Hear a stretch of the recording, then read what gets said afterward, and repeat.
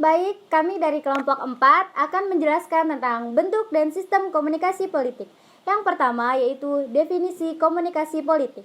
Komunikasi adalah suatu proses ketika seseorang atau beberapa orang, kelompok, organisasi, dan masyarakat menciptakan dan menggunakan informasi agar terhubung dengan lingkungan dan orang lain.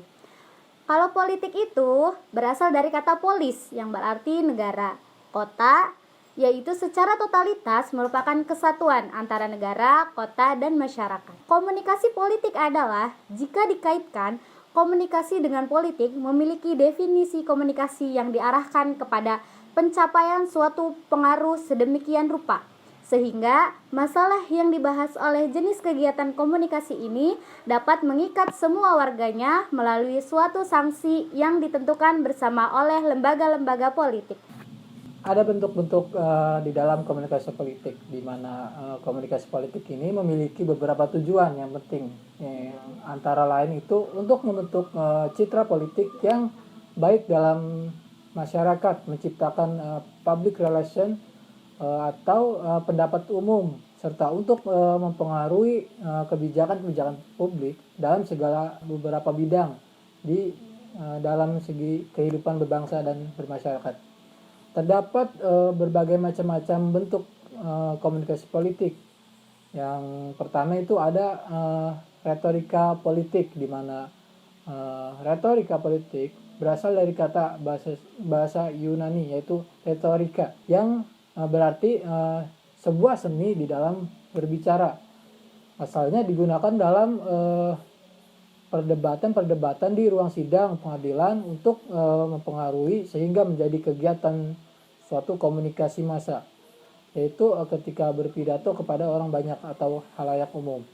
Nah, yang kedua yaitu ada agitasi politik. Agitasi politik berasal dari bahasa Latin yaitu agitare, yang artinya bergerak ataupun menggerakkan. Dalam bahasa Inggris disebut juga dengan agitation.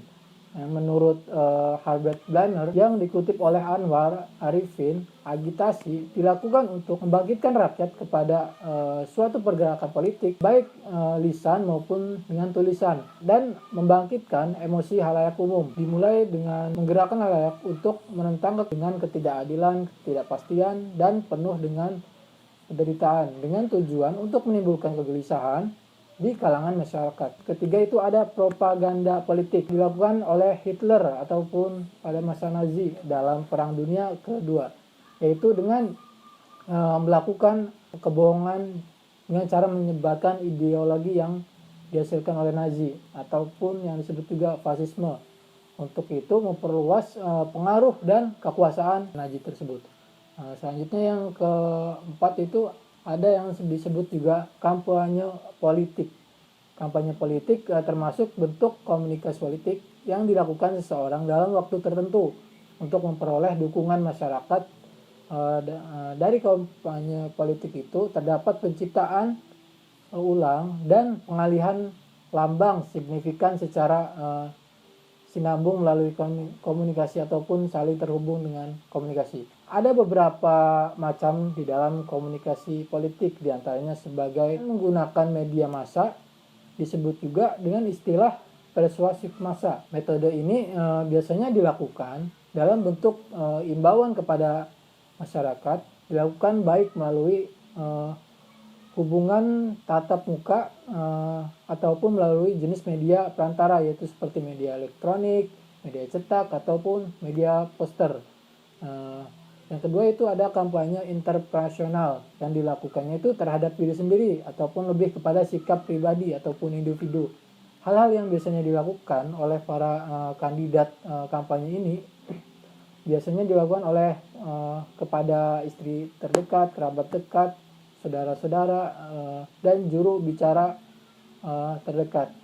Yang ketiga itu ada kampanye organisasi. Dalam kampanye organisasi terdapat proses yang dilakukannya yaitu dengan cara mengarahkan anggotanya dan memberikan tekanan kepada calon pejabat, serta buruh, asosiasi perusahaan, kelompok agrikultur, organisasi hak sipil, lobby konsumen, pecinta lingkungan. Nah, di dalam hal tersebut, semuanya dapat dilakukan agar suara kampanye tersebut mengarah kepada kandidat yang berkompetisi dalam pemilu pada masa tersebut. Oke, yang selanjutnya yaitu komunikasi politik. Jadi, komunikasi politik ini berkaitan erat dengan sistem politik. Dan sebaliknya, sistem politik mempengaruhi corak komunikasi. Kemudian, Albot mengatakan lagi, komunikasi dalam sistem politik ibarat aliran darah yang mengalir pesan politik berupa tuntutan, protes, dan dukungan aspirasi kepentingan, keputusan dalam proses sistem politik yang hasilnya dialirkan kembali oleh komunikasi yang selanjutnya menjadi umpan balik. Yang selanjutnya yaitu politik tersebut dikonversi sehingga mempengaruhi proses pembuatan keputusan yang nantinya mempengaruhi serta menjadi bahan pertimbangan dalam pembuatan kebijakan publik. Jadi, fungsi politik itu sendiri berperan sebagai yang pertama yaitu sarana komunikasi politik dan yang kedua sarana rekrutmen politik. Kalau dari segi proses dalam fungsi sistem politik itu ada dua sistem. Yang pertama itu ada agregasi kepentingan. Nah, jadi pada fungsi ini terjadi proses penggabungan kepentingan untuk kemudian dirumuskan dan disalurkan kepada pemegang kekuasaan atau pemerintahan yang berwenang untuk dijadikan publik. Kedua, fungsi artikulasi. Jadi, fungsi artikulasi kepentingan ini terjadi proses sintesis aspirasi individu sebagai anggota kelompok yang berupa ide, pendapat yang kemudian dijadikan pola program politik.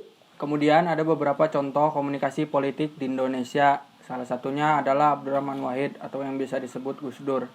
Pada tahun 2001 ada faktor yang menyebabkan krisis kepemimpinan politik Gus Dur, yaitu ketidakmampuannya melakukan komunikasi politik. Menurut Chester Barnard, pada tahun 1994, fungsi seorang pemimpin adalah mengembangkan dan memelihara suatu sistem komunikasi. Menghadapi gaya komunikasi Gus Dur, para menterinya sulit menerjemahkan visinya ke dalam berbagai kebijakan dan tindakan konkret. Gaya komunikasi Gus Dur dipengaruhi budaya Jawa dan budaya pesantren yang menggunakan kategori Edward T. Hall pada tahun 1976, termasuk dalam komunikasi konteks tinggi. Ciri ini juga ditunjukkan pada Pak Harto ketika ia masih berkuasa, yang selalu mengangguk-angguk ketika orang lain berbicara, mengharapkan mereka mengetahui apa yang dimau Pak Harto. Misalnya pada kasus 27 Juli ketika ia diminta menjadi presiden lagi untuk ketujuh kalinya pada tahun 1997. Jawabannya juga tidak langsung,